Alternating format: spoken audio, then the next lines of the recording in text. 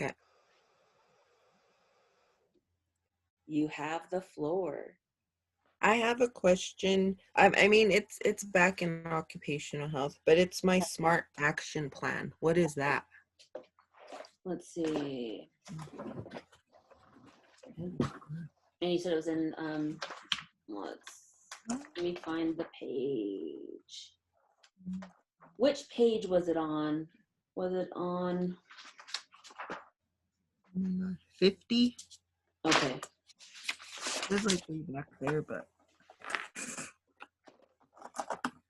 All right, I was like way off on my page. Okay.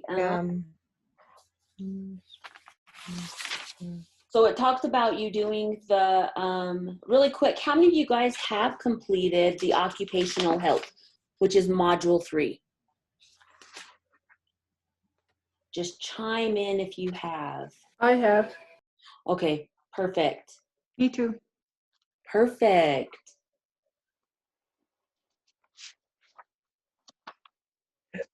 Okay, so Flo, what was the question? How do you do the?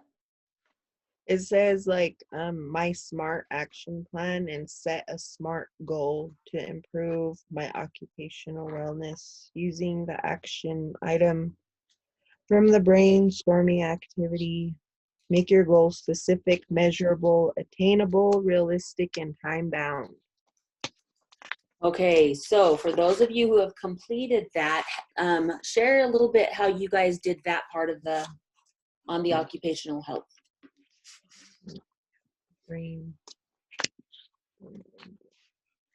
So of course, when we're talking about the occupation, right, we're looking at what it is in regards to what we define as our work or where we spend our time.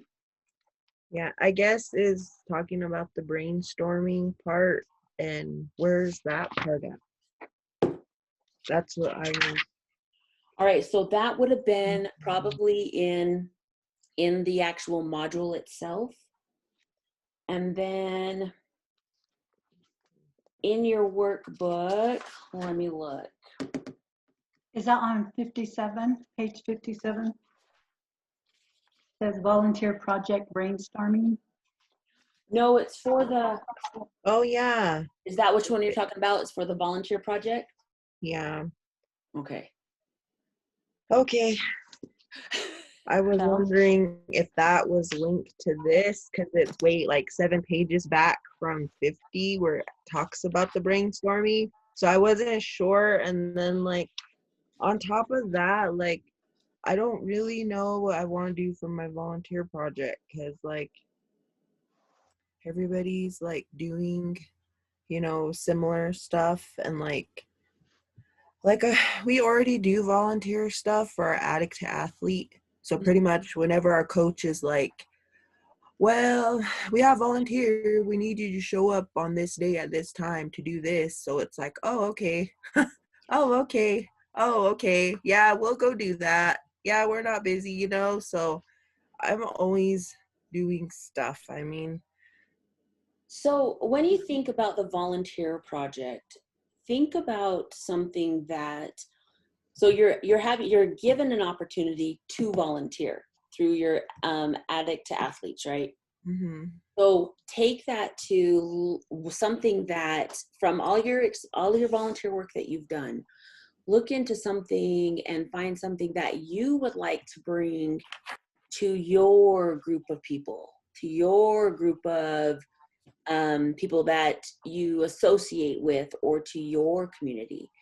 And you can actually kind of model, let's say, like, what are some of the volunteer projects that they've had you do? Like doing different runs and like volunteering for like showing, I don't know, like what our program's about, and then like when they had that haunt on Main out there in Vernal, we had to do security and like be part of the scare group. Hey, and so just pretty much whatever, like Buzz did a radio with that Amy chick. that Eagle country and then that 98 whatever, and Yeah. did the Facebook thing. So even stuff like that. Okay. And then like our fundraiser thing, we like decorated and did the auction stuff and things like that. So a lot of recovery stuff, Okay. like with, you know, our addict community. Mhm. So Um, one thing to think about is if we look at our recovery community within our tribal communities, um, one thing I've noticed, and just being in the field that I'm in, is we don't have as strong as a recovery community as we could. mhm. So this is I'm just throwing this out there. This is just kind of part of a brainstorming process, right? So you have experience working with addict to athlete and encouraging this sober community to engage in activities. Is that something you think that you could start a small project within tribal communities to begin to emphasize, those celebrating or, building our recovery community? And it Well, doesn't, go ahead. they're actually in the talks with Red Pine of having a recovery powwow this spring. Perfect. So that is like what Felicita and our coach is doing, because our group isn't anonymous, like Yes. Narcotics Yes. Anonymous. So like we're out there, we're public, we're not affiliated, we're nonprofit. So, Mhm. and the reason why we had our auction and fundraiser is that so people who want to join can join in our activities and they don't have to pay. So another big major activity that we're all shooting for is in May, skydiving. Cool. Everybody's going skydiving. So show up, everybody. Not me, not me, but it Jonah is. So Jonah's actually doing starting a workout in January, where he has to do certain things. And well, both of the coaches are doing it. So I guess we're all doing it. I mean, I don't sign up for anything. They just say do it. We're doing this. So it's like, okay. And I mean, it's like all about wellness and stuff. It's like drink a gallon of water, do these certain exercises every day, or like work out 45 minutes outdoors and 45 minutes inside, like stuff like that. So and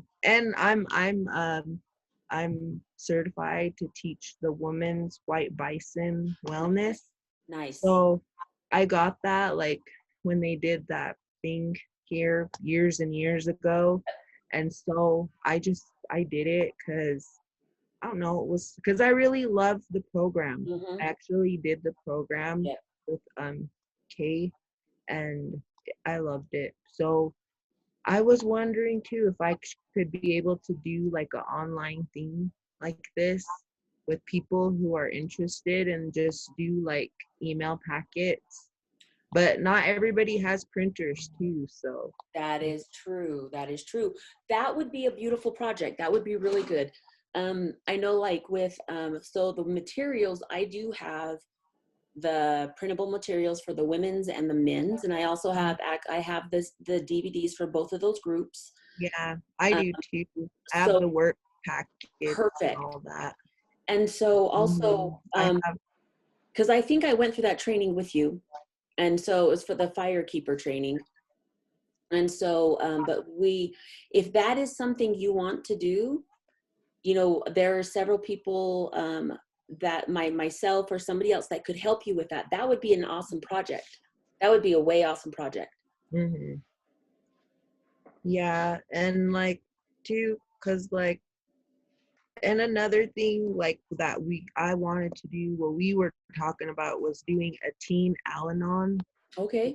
like AA for teens, NAAA for teens. We already went over to Split Mountain Youth Facility, and like they gave us a tour and we talked to them because they wanted people to go over and volunteer in their thing. But like I said, I'm like way busy, so I'm trying to do something like realistically for me, Yes. because like being a housewife isn't just laying around and No.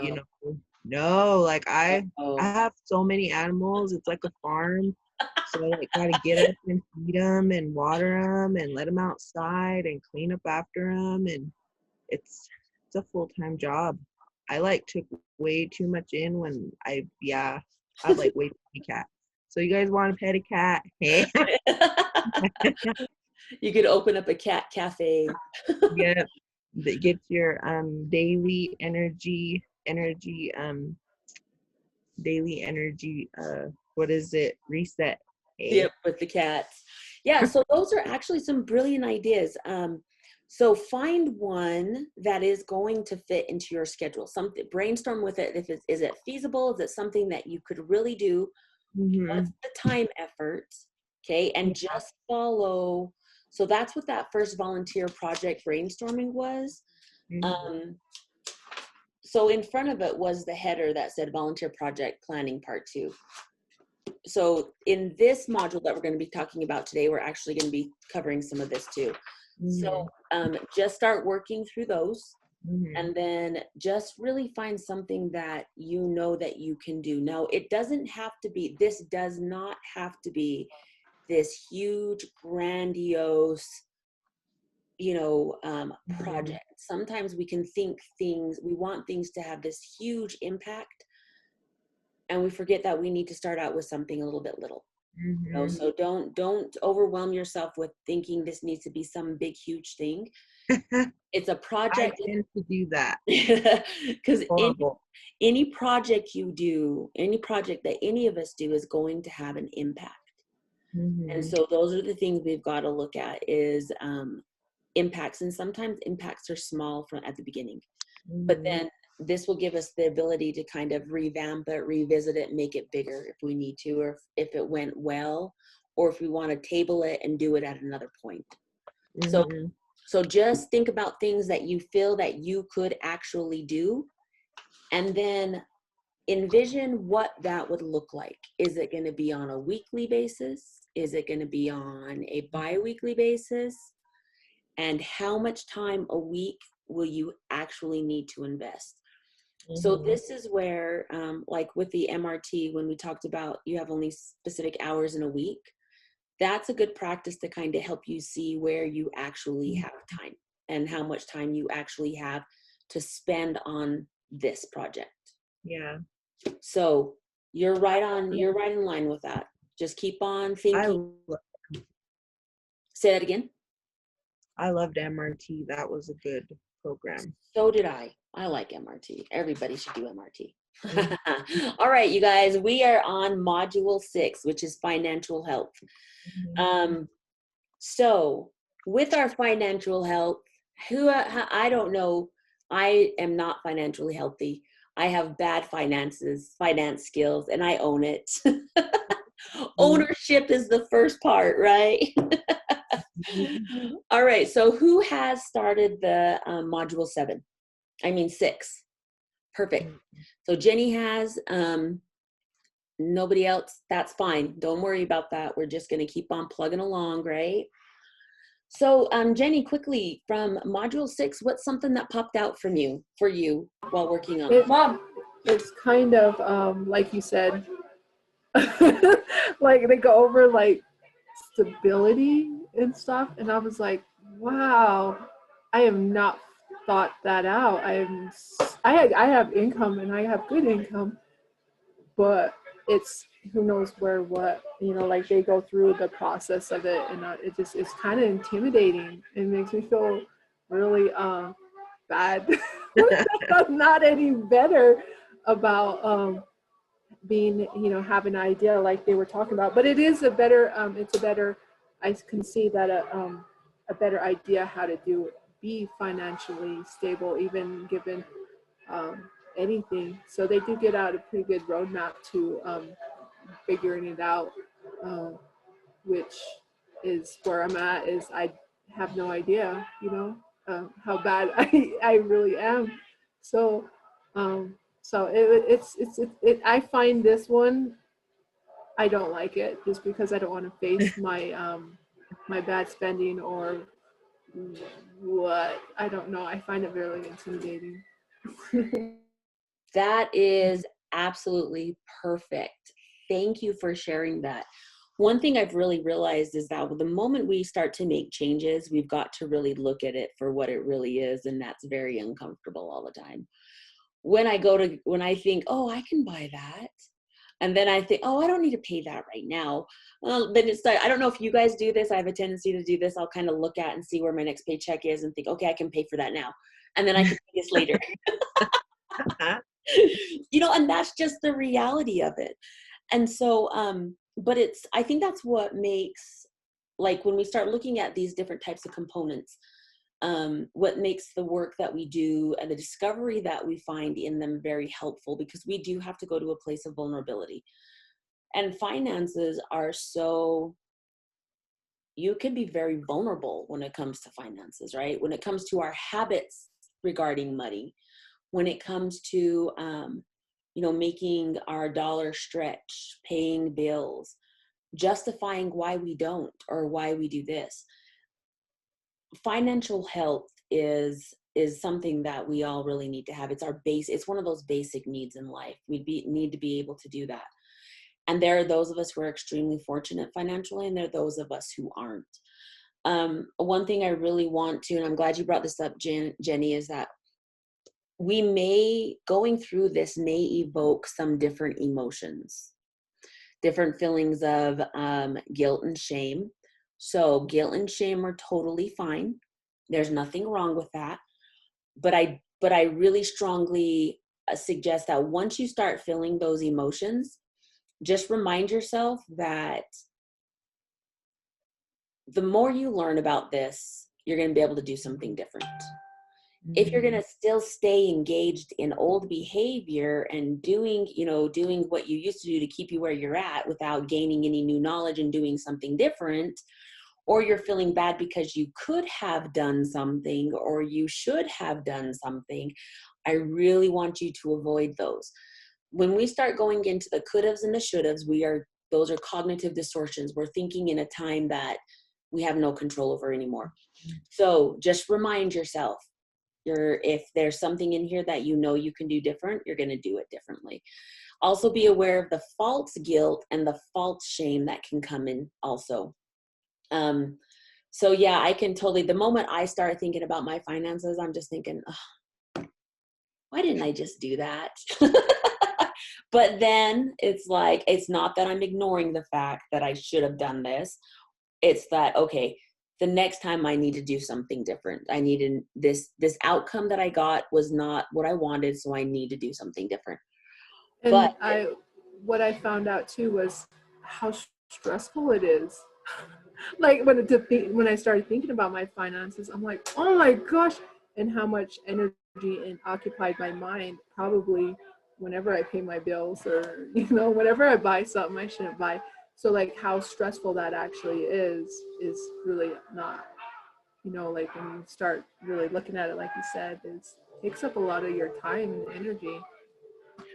It really does. And this is where it's going to go back to a lot of the skills that you guys have learned about meditation, about keeping yourself healthy and keeping yourself balanced. I always tell people one of the things to remember is that the decision that you made in regards to your finances at the time that you made it was the decision you made with the best of your abilities at that moment. So that moment is gone. Now we're going to move on to the next moment, and we're going to either learn from our last moments or we're going to perpetuate those behaviors, right?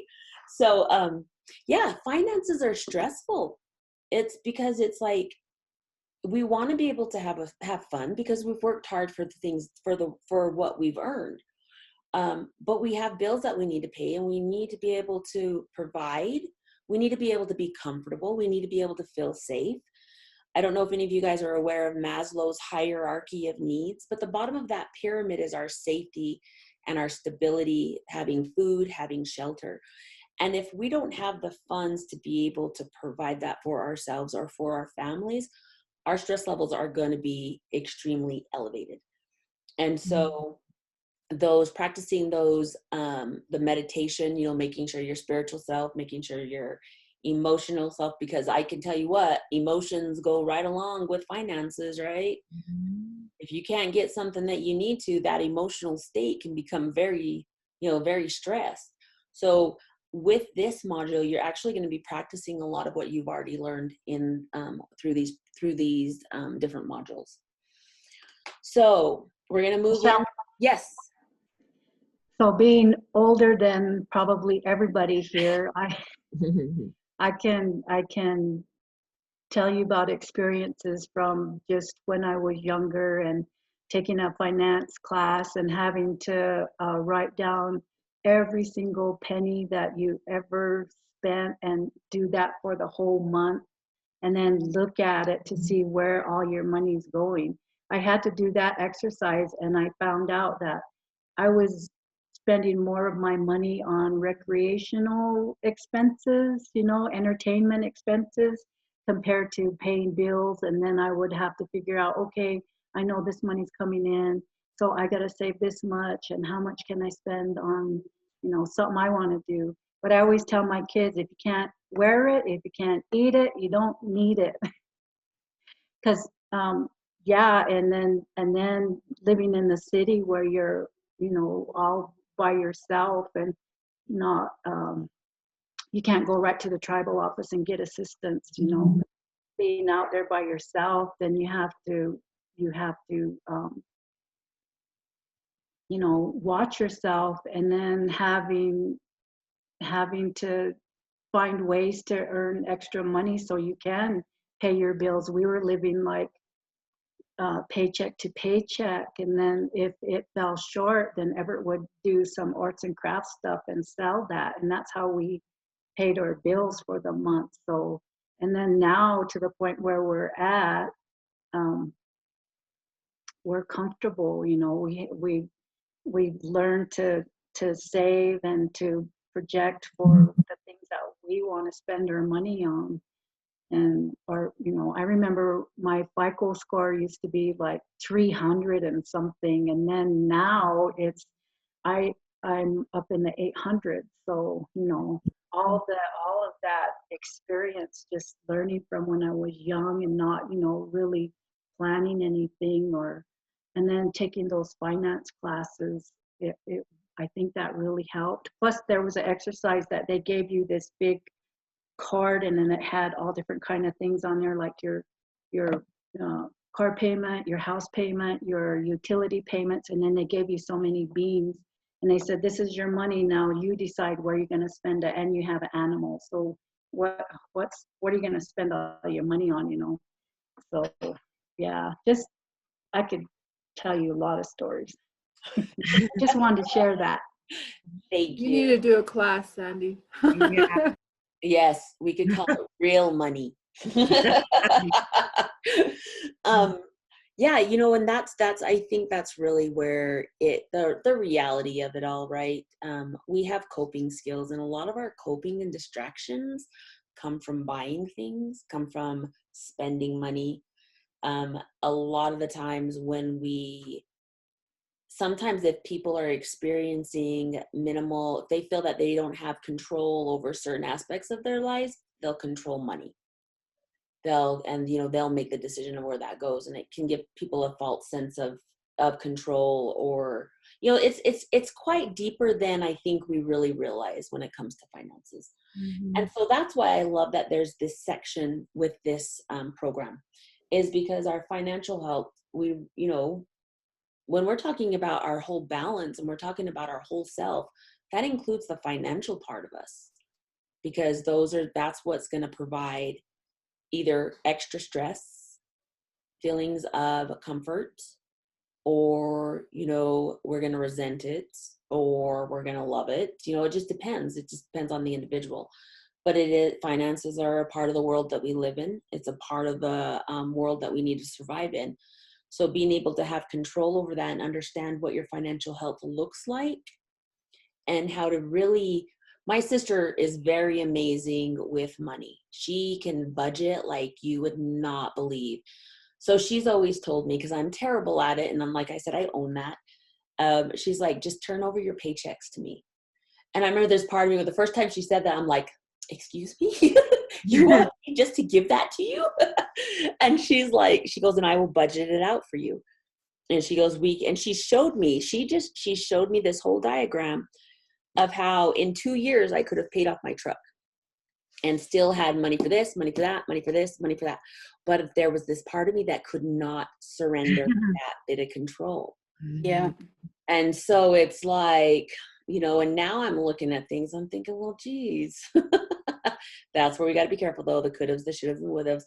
But does that mean I'm going to turn my money over to her now? I don't think I can.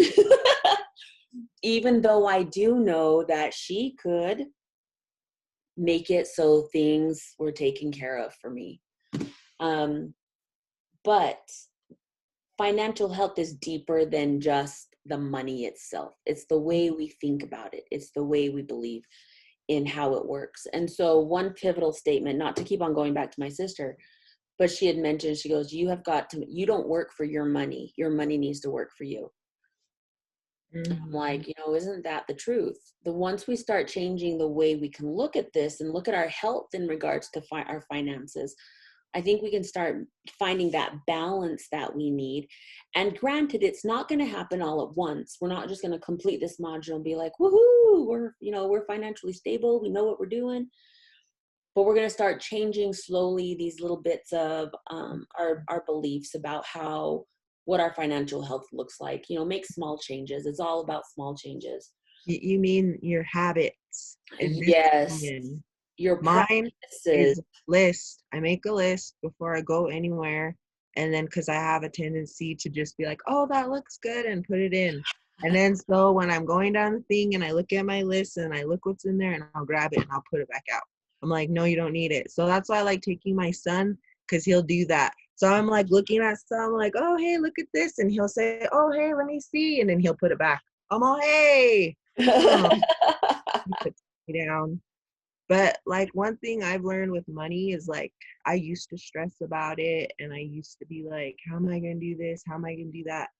Until my mother-in-law told me, when you worry about money, when you worry about food, it runs away from you. And so after she said that, I started disciplining my thinking to where when I start feeling like I'm stressed out, like, how am I going to pay for this? This is going to get turned off, you know? I like start praying on it. Like, okay, I got to give it to the creator because obviously I can't handle this and I'm stressing out and I'm making myself sick. So I'll give it up to him and say, all right, then it's your burden. I'm not going to worry about it. And somehow it'll work out and it'll get paid. And like, I don't know. It's just crazy. I don't know how or what, but money is just coming from different places. And it's like, what the heck? Like, I don't know. So that would be my take on finances. Don't worry about it. Don't stress out about it. Because the more you do, the more burden it's going to become and the more magnified, and then it'll fall through. Then all negative stuff will happen. So I really believe in positive thinking.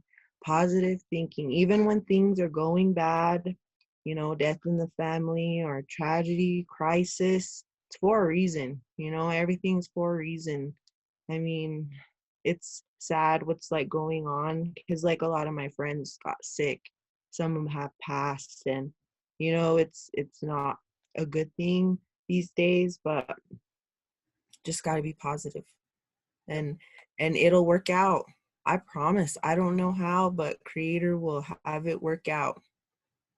I mean, even if it's bad, it'll work out. So thank you for sharing that. You know, and that's one thing to remember is that it's like when we're looking at changing behaviors, no matter what those behaviors, those changes that we're wanting to evoke, it's going to take time and practice. So find what's going to work for you, even if it's just one little aspect of something, and practice that. It took us all this practice to get to what we do with our money now. We need to put some practice into doing what we would like to do with it. So this kind of goes to the bottom of on page 79 when it talks about the connection. So why is financial health an important aspect of health and wellness? What happens to our bodies when we're stressed?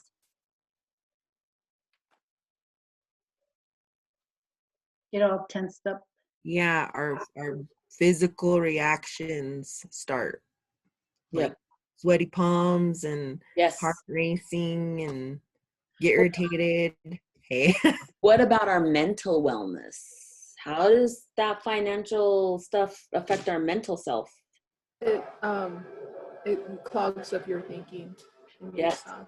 I noticed that when I got stressed out, it's been a while.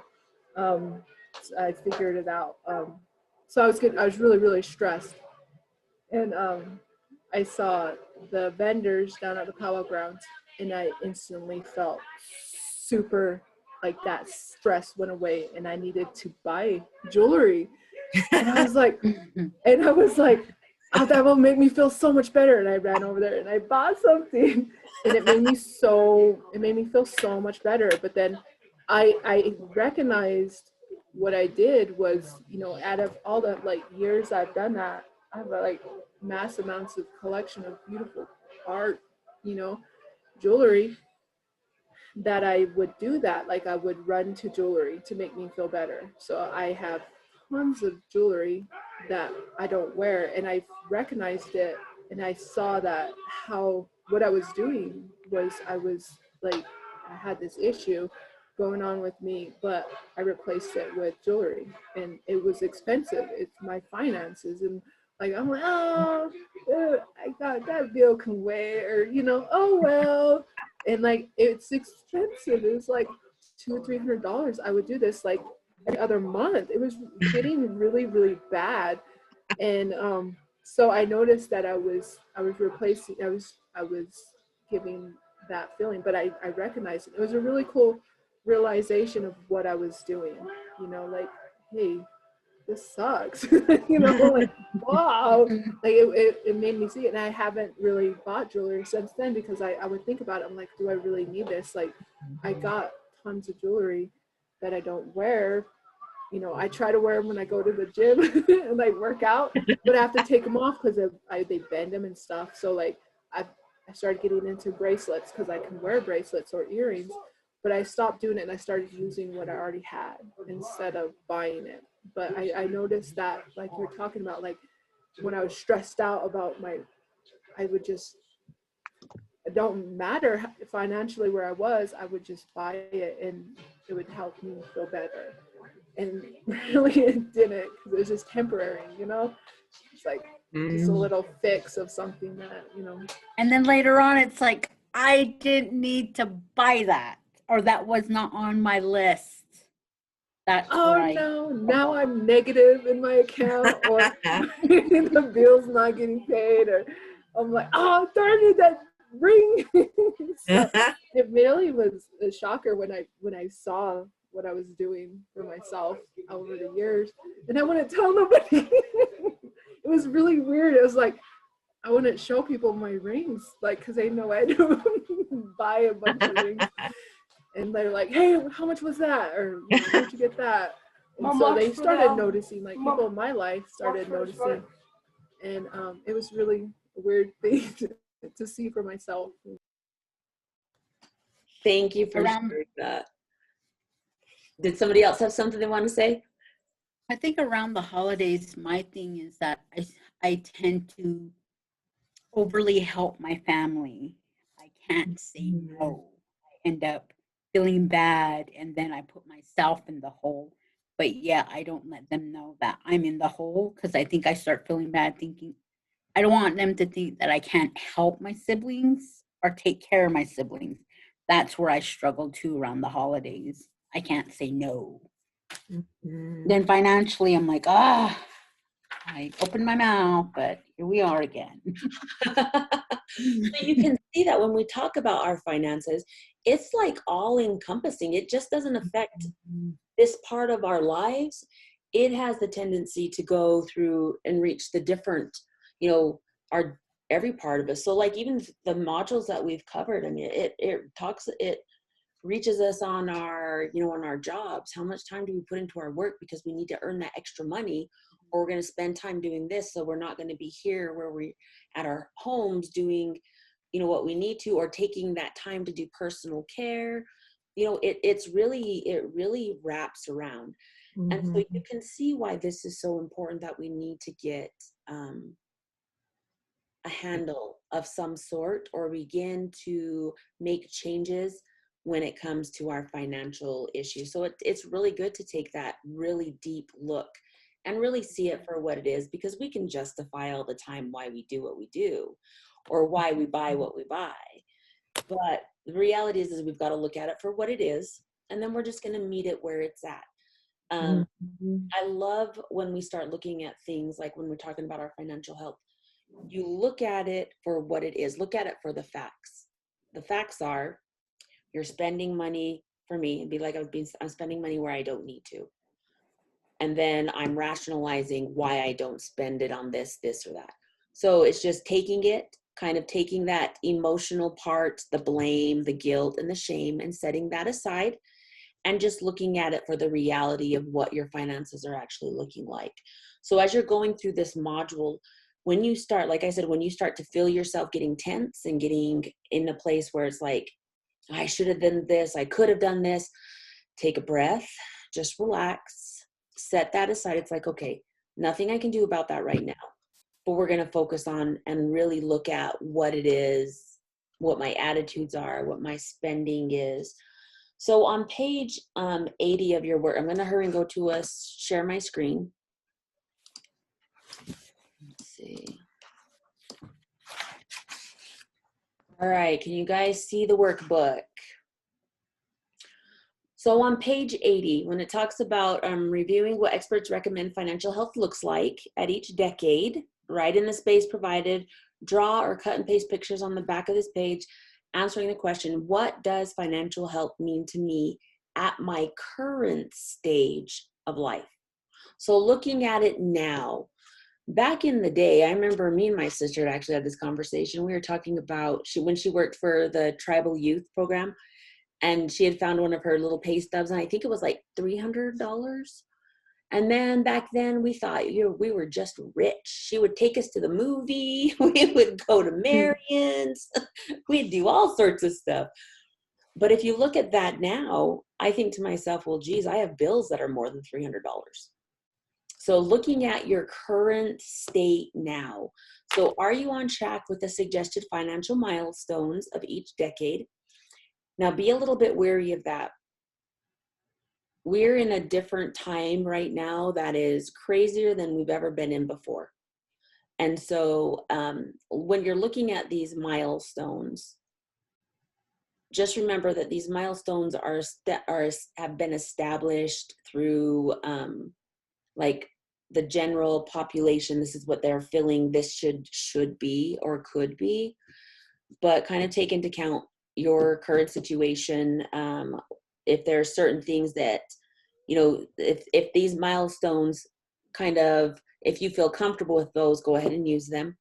But just remember, we're kind of dealing with a crazy time right now, and things are a lot different than I don't think anybody could have ever projected. So how would I feel differently if I was financially healthy? So would I have more patience with my kids when they ask for extras? Would I feel less financial stress, etc.? On page 81, you're going to go over the financial wellness will worksheet. So review the 8 will categories. Draw a line across each segment that represents your current score for each area. Now remember, these are not designed to make you feel bad or make you look like you are failing. These are designed to help you just see where you are at right now at this point. I always tell people, like with my my credit score, I always think, man, if somebody wants to steal my identity, go ahead, just improve your credit score. Because you ain't getting nothing with mine. That's what I'm saying. All right, so on page 82, our financial wellness is personal and unique to each one of us, right? What may be satisfying or balanced for some may be completely stressful for others. So like, when I look at my sister, of course, she's got 3 kids at home. I don't have any kids. I have 2 cats and a dog and an adult child. So those circumstances are different. Some individuals who maybe don't have children at home, don't have children at all, or, their children are independent on their own. Some people may live with their elderly parents. some of their siblings. You know, all of our financial situations and our home situations are different. So this exercise is intended to raise awareness about financial health. It also helps clarify areas of financial goal setting. It is not intended to provide a complete financial plan. So this is just kind of giving you some ideas, right? So living within your means. How many of us live, and you don't even have to answer this, I just want you to think about this. How many of us live within our means? Do we have financial goals? My financial goal is to make it from pay period to pay period. You know, I think I get that way around the holidays. I'm living paycheck to paycheck. Yes. Our credit scores. How many of you guys have looked at your credit scores lately? Not lately. I have. That's all I'm going to say about that. Other. So these categories on the other are additional categories that may apply to your situation, which could include investments, financial security, charitable givings, organizational financial paperwork, or acquired financial knowledge.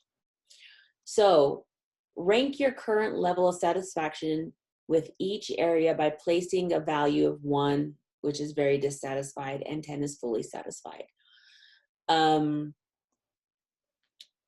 Then now look at your wheel, ask yourself these questions. So you're going to be kind of going back and forth to this wheel, I believe. And then ask yourself, are there any surprises for you? I think one thing we're all going to find is that we're not necessarily surprised once we take a good hard look at our financial situation, because I think we know. Now, do we own up to it, and can we kind of push it under the rug for a little bit? Yeah, but I think we kind of all know, and I don't think we're necessarily will be surprised.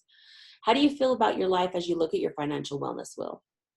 How do you currently focus your efforts in the different areas? How would you like to focus your efforts in these areas? So as you can see, this is having you look at it realistically, but then also helping you kind of set a small goal of what would you like the focus to be? What would a score of 10 look like?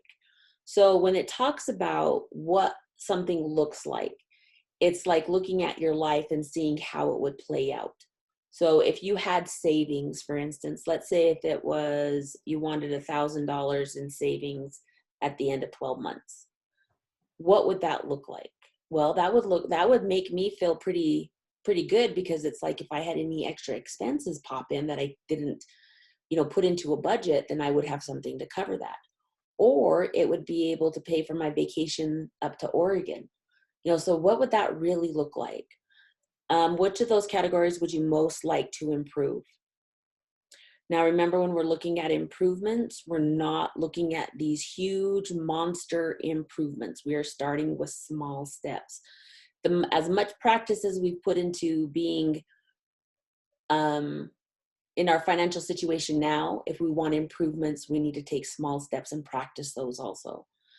What help and support might you need? Help and support could be taking a financial class, understanding loans, understanding what interest rates look like. Depending on where you're at, you can find that education. Maybe it's learning how to budget or track your budgeting. And then there is one key action you could take that would begin to make a big difference. What would it be? Now, remember, it does not have to be something huge. It can be something small. Maybe it's every day you spend $7 at the coffee shop on a latte. Mm-hmm. Maybe the change is not to completely eliminate it. Remember, these are realistic goals. Limit it to 3 times a week. Limit it to 2 times a week. So in reality, what those are actually those are kind of harm reduction practices also, because you're reducing the harm by not completely taking the harm to your pocketbook, but you're not completely taking it away. You're just kind of beginning to minimize it and manage it a little bit differently. Then the final step is to take action. So when we start looking at setting goals and taking action, we need to remember that they happen with small little steps. We may have a big goal of $1,000 that we want to save by the end of the year. The small steps are, how much do we need to save at every pay period? How much do I need to save this month? Those small steps are the things that will get you to the big step. So don't overwhelm yourself with the larger goal. This is the end. This is the goal. This is the main objective. But you have all these little steps in between that you need to take. Identify those smaller steps and set dates. So choose a financial healthy activity. So on this page, there's some different little activities that you can choose. So budgeting, emergency saving, debt, living within your means, retirement savings, credit scores, insurance coverage, financial goals, and other. So what I would like you to do is when you're working on this module is pick one of those financial health activities that you want to actively work on. Put the task, but then also make sure you give yourself a deadline. Now, with our deadlines, don't make it this, I want this done in 2 weeks. Give yourself some time. Remember, it takes as much practice as you've put into unhealthy or your spending habits or the way you've been using your money now. You need to put practice into that, and practice takes time. So make sure you set yourself a realistic deadline. All right, so we kind of did talk a little bit about our volunteer project. I know our time is almost, I think I've got 45 seconds. So our volunteer project interviews. So we're going to use this interview worksheet on the following page to guide your interviews. How many of you guys have gotten to this point? Nope. Okay, so what we're going to do is with this is pretty self-explanatory, but I think what we're going to need to do is we're going to need to set up a group where we're just going to talk about our volunteer projects and go over the steps that we've gotten so far. Now, the volunteer projects, the worksheets that they have in here are very user-friendly, okay? So follow them up to this point. Don't forget to, if you have questions, reach out to me. You can also reach out to Claire. Claire's the one who's developed this, and she's very quiet on these things, but she's an amazing person. She will help you with your getting into the program. If you have problems with the module, if you have questions, don't hesitate to reach out to her or myself. So on that note, do we have any final little comments or anything anybody would like to share at this point before we break for the holidays? I have a quick comment. Yes. So like getting back to your $1,000, if that's your goal, just some examples is divide that by 12 for each month, and that'll tell you how much a month, or by paycheck. If you have 26 pay periods, divide it by 26. So Exactly. And it's really, I think it's a lot of our financial goals are really reachable.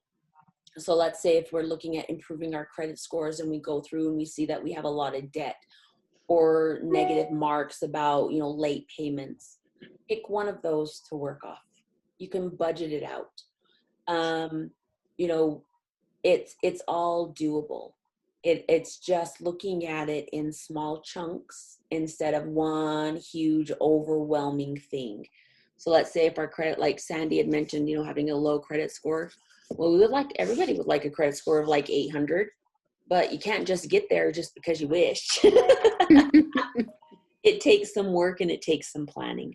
So just remember, 2 things to remember. If you start feeling bad or you start feeling some guilt or feeling like the could-haves, the should-haves start popping in, just remind yourself that you can't change that now. You're going to do but you are going to do something different. And the other thing is to remind yourself that the big goals that you have and the changes that you want are going to happen in a series of small steps. So don't overwhelm yourself. And on that note, I hope everybody has a very safe and lovely holiday, and that you guys all stay warm because it's been crazy cold. And thank you guys. And I will we won't meet next week, but we will plan on seeing you on the January 5th in the new year. Be safe. If from that time until then, if you need anything, do not hesitate to reach out to me. You can get a hold of me on Facebook. You can get a hold of me via the group or email. If you have questions and you're still working on the modules, that's what I'm here for. Reach out. And on that note, you guys be safe and have a good holiday. happy holidays, everyone. Yeah. See ya. holidays. Be safe. See you guys.